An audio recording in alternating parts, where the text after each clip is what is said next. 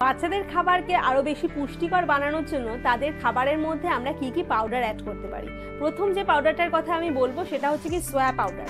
সোয়াবিনকে কিন্তু আমরা dry roast করে বাজার থেকে কিনে আনার পর ড্রাই রোস্ট করে ওটাকে কিন্তু আমরা পাউডার ফর্মে করে একটা কন্টেনারের মধ্যে ভরে দিতে পারি। তারপরে ওই সোয়াবিন পাউডারটাকে আমরা ওদের ডাল হচ্ছে বা মাছের ঝোল হচ্ছে বা খিচুড়ি হচ্ছে তার মধ্যে কিন্তু অল্প অল্প করে মিশিয়ে দিতে পারি। তাতে কি হবে, বাচ্চাদের এই খাবারটা মানে সোয়াবড়ির যে পাউডারটা খাওয়ার পরে অনেক বেশি ওরা এনার্জি পাবে আর পুষ্টি হবে।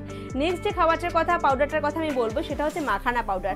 মাখানা পাউডারও কিন্তু সেম প্রসেসে আমরা এনে একটুখানি ড্রাই রোস্ট করে আমরা কিন্তু কন্টেনারে ভরে মিক্সিতে পেস্ট করে নিয়ে মানে গুঁড়ো করে নিয়ে আমরা কিন্তু পাউডার ফর্মে করে কন্টেনারে করে রেখে দিতে পারি। সেরকমভাবেই যে কোনো খাবার, ধরো মাছের ঝোল হচ্ছে বা কোনো খিচুড়ি হচ্ছে, তার মধ্যে কিন্তু এই মাখানার পাউডারটা দিতে পারি। নেক্সট যে পাউডারটার কথা বলবো সেটা হচ্ছে ড্রাই ফ্রুট পাউডার।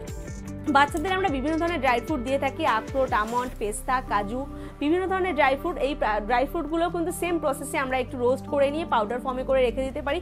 দুধ দিয়ে আমরা বাচ্চার জন্য কোনো খাবার তৈরি করছি, সুজির হালুয়া বা সিমাই বা এই ধরনের কোনো খাবার তৈরি করে তার মধ্যেও কিন্তু এই ড্রাই ফ্রুট পাউডারটা দিয়ে দিতে পারি।